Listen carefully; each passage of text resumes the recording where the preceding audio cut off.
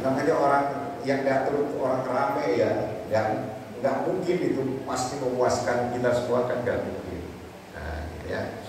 Terima aja. Nanti kalau misalnya ada yang terpisah, terpisahnya jauh atau lantainya terpisah, kan di hotel-hotel semua kan ada yang lantai 3, lantai 4 dan seterusnya seperti itu.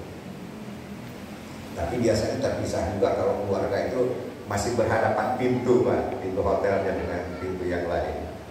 Kalau terpisah juga seperti itu, nggak bakalan jauh-jauh, ya. Dan mudah-mudahan saya berdoa terus supaya satu kloter itu satu hotel.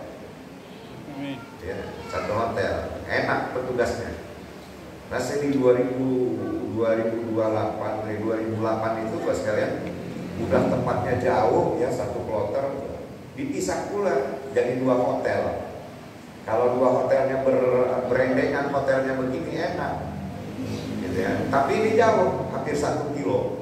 Jadi saya itu petugas bolak-balik. Bahkan ada yang ngerjain gara-gara jamaah gitu kan. Diteleponnya, kita Pak, saya sakit. Udah kita langsung kan, misalnya dari hotel ini ke sana 1 kilo itu jalan kaki. Di sana mana ada ojek online, nggak ada ojek online di sana. Ya.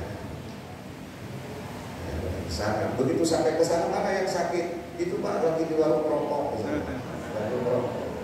sering. Namanya keran bocor, semua AC mati ya. Kita itu sering berlebihan. Nah, Bapak Ibu sekalian yang saya hormati, masuk kita ke kamar, masukkan koper kita. Sudah selesai masuk semua ya, kita mungkin sudah istirahat 1 jam. Nanti kita baru akan dibawa oleh petugas kita, karena itu hari pertama kita datang ke sana ya. Dipandu oleh para petugas kita untuk menuju ke Masjidil Haram. Ya, jadi dari Madinah tadi sudah mikot, sekarang masuk ke pemondokan, dan pemondokan sekarang kita mau ke Masjidil Haram untuk melaksanakan rukun berikutnya. Ya, Bapak Ibu sekalian yang saya hormati, sudahlah ceritanya sekarang kita sudah masuk ke Masjidil Haram. Masih berpakaian ihram ini, ya. Dari Madinah kita capek-capek 5 jam 6 jam di mobil pakaian ihram. Kemudian kita ke hotel, di hotel mungkin 2 jam. Sudah 7 jaman berarti kita berpakaian ihram, ya. Nah, baru kita nanti ke Masjidil Haram untuk melaksanakan. Bapak Ibu sekalian, masuk kita ke Masjidil Haram, itu nanti kita semuanya akan menuju ke pelataran Ka'bah. Ya, pelataran Ka'bah. Begitu masuk, nanti akan kita lihat Ka'bah, begitu Ka'bah. Bangunan Ka'bah yang diselimuti kainnya kain hitam. Ka'bah. Nah, Ka'bah itu misalnya kan ada 4 sudut ya, ada 4 sudut. Nih, sudut pertama di sini namanya sudut Hajar Aswad. Sudut di sana yang kedua sudut Iraki, yang ketiga sudut Syami, dan yang keempat ini sudut Yamani. Bapak Ibu sekalian, masuk dari pintu mana saja, tentu nanti kalau ke pelataran Ka'bah yang akan kita tuju itu pertama adalah dari sini. Sudut Hajar Aswad, ya. Sudut Hajar Aswad. Nah, orang yang kita yang mau tawaf ini nanti memulai tawafnya itu startnya dari sudut Hajar Aswad. Kita jauh saja sudut Hajar Aswad. Nanti ada lampu hijau ya, lampu hijau itu tanda bahwa itu lurus dengan Hajar Aswad. Nah, kita akan memulai tawaf Bapak sekalian nanti menuju ke sudut Hajar Aswad itu ya. Nah, nanti kita balikkan badan kita di situ, kemudian kita mengangkat tangan kita. Ya. Coba angkat tangannya. Ya. Angkat tangannya semua, kita istilah dari jauh ya ke ke sudut Hajar Aswad. Bismillahirrahmanirrahim. Gitu ya. Nah, Bismillahirrahmanirrahim. Dikecup ya. Sudah Hajar dikecup. Nah, sama aja itu kita mencup Hajar Aswad. Bapak Ibu sekalian, memulai kita tawaf, ya, mulai tawaf. sudut Iraki, lewat sudut Syamil. Nanti di sudut keempat, sudut Yamani, kita juga diminta untuk mengangkat tangan kita, ya, ke sudut Yamani itu, mengucapkan Bismillahirrahmanirrahim juga, tapi tidak dikecul. Itu bedanya ya. Nah, setelah itu langsung kita ke sudut Hajar Aswad lagi.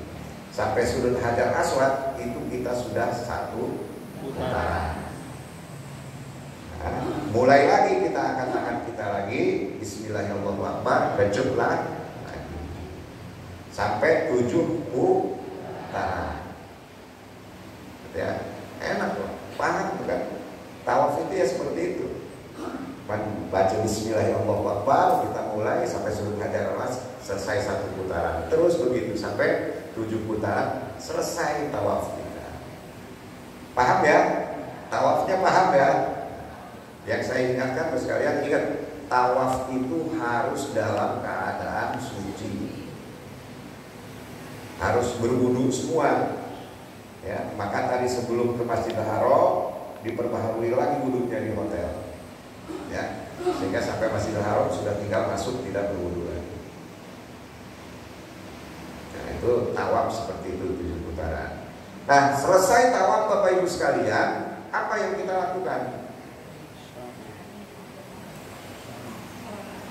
Ya, rangkaian tawafnya ya, sholat sunat tawaf di mana? Di belakang Maqam Ibrahim.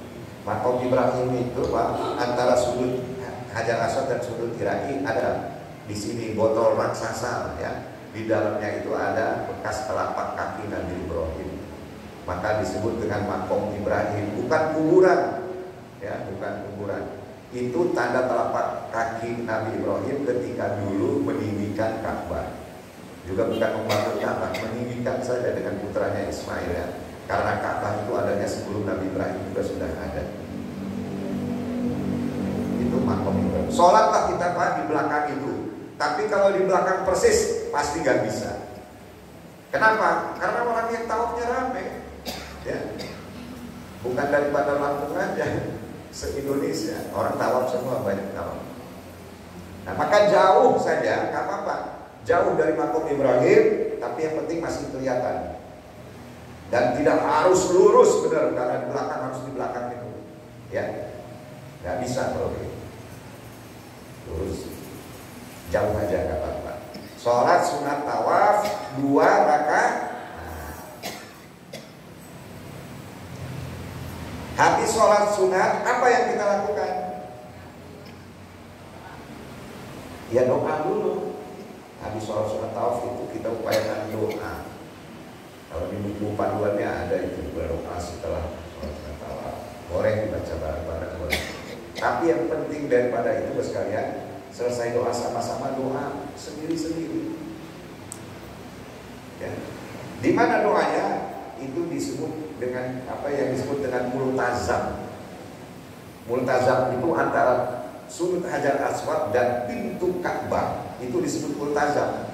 Jadi di Masjidil Haram Bapak Ibu sekalian, itu semua doa-doa tempat-tempat itu mustajab kita untuk berdoa. Dan yang paling mustajab di Masjidil Haram itu doa di multazam. Ya, doa di multazam. Jadi ada sudut Hajar Aswad dan apa pintu Ka'bah itu doa yang paling mustajab. Makanya Bapak sekalian, kalau nanti Bapak Ibu sekalian melihat orang-orang luar negeri itu, orang Afrika gitu ya, orang Nigeria, orang-orang yang anulah gitu ya, itu banyak bergantungan di pintu Ka'bah. Oh, raung-raung segala macam. Jangan ditiru seperti itu. Karena itu menunjukkan kemustajaban doanya mereka, ya silahkan saja. Kita jauh saja Pak, jauh berdoa. Insya Allah itu masih di tempatnya multazam itu. Doa yang mustajab, yang paling mustajab di apa namanya di Masjidil Haram itu namanya multazam. Nah, maka doalah sebaik mungkin, sebagus mungkin ya. Pasti dikabulkan oleh Allah. Yang bapak-bapak jangan nakal, nanti doanya minta kawin lagi pulang dari haji misalnya. Doanya yang bagus-bagus saja ya. Doa untuk anak supaya soleh soleha gitu Pak ya. Kemudian orang-orang yang dititip ngirim doa sama kita sampaikan Pak di sana. Ya. Kita doakan. Nah, gitu ya. Tetangganya kita doakan, saudaranya kita doakan, apalagi yang belum haji itu supaya bisa berangkat haji juga. Ya, doakan. Walaupun kita ini kadang-kadang masih egois Pak, nggak mau berdoa untuk orang lain. Saya tanya, ini kan tadi sholat subuh semua kan? Habis sholat subuh berdoa semua kan? Saya tanya, ada nggak yang doanya mendoakan tetangganya supaya jadi orang kaya? Ada nggak? Nggak ada.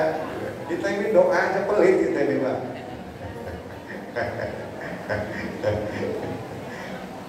Ya minimal ya kita sebut innal muslimina wal muslimat wal mu'minina wal mu'minat.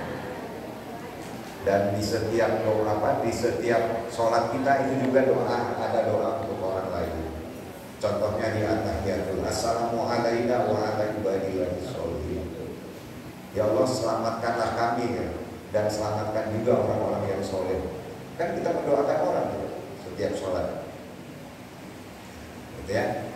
Tapi kita kadang-kadang kan masih takut ya, oh jangan-jangan tetangga kita saya doakan jadi kaya betulan nanti ya. Jadi ada sebuah riwayat Pak, Siti Fatimah ya, putrinya Rasulullah, Siti Fatimah itu sholat malam. Nah, sholat malam, habis sholat malam dia berdoa Pak. Begitu berdoa, lagi berdoa ini anaknya bangun, Husin kan, Husin. Didengerin emaknya itu doa, tapi nggak dia tanya, dia langsung tidur lagi. Nah pagi-pagi dia tanya sama emaknya, Mak, saya tadi melihat dan dengar emak waktu sholat, habis sholat malam tadi berdoa. Nah doanya itu kata Husin itu kok nggak ada sama sekali untuk emak, doanya untuk orang lain semua. Gitu ya. Apa jawab Siti Fatimah ini?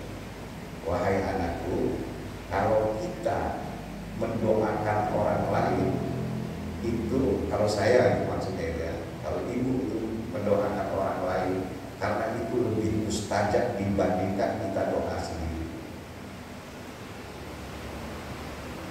Nah, kalau doa kepada orang lain itu mustajab dan diterima oleh Allah Subhanahu wa taala, dikabulkan, itu sudah pasti akan kembali juga kepada kita.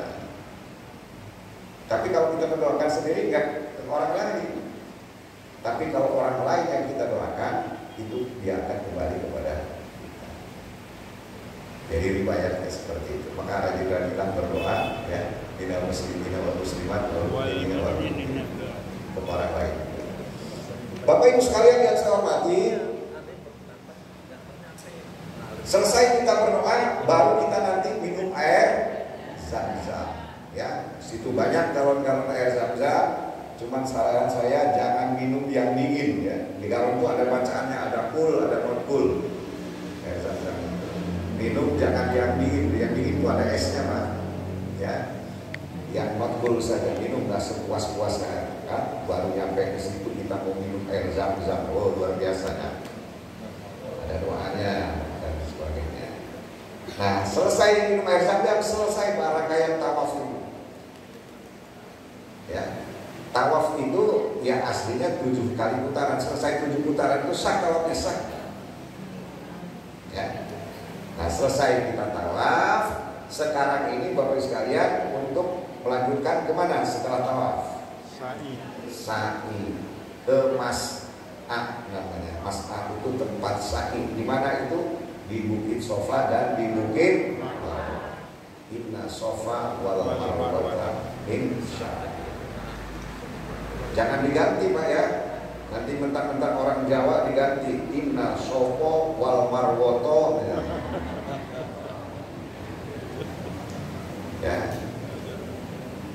Nah kita naik nanti ke Bukit Sofa. Gak ada lagi bukit Pak, cuman simbol aja lah agak naik begitu ya.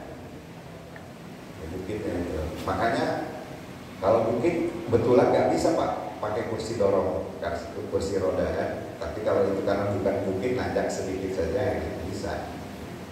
Sama di marwahnya juga gitu. Nah kita memulai sa'i Bapak sekalian, itu di Bukit Sofa. Dari Bukit Sofa ke Bukit Marwah itu dihitung satu perjalanan. Sa'i yang kita harus lakukan itu 7 kali perjalanan.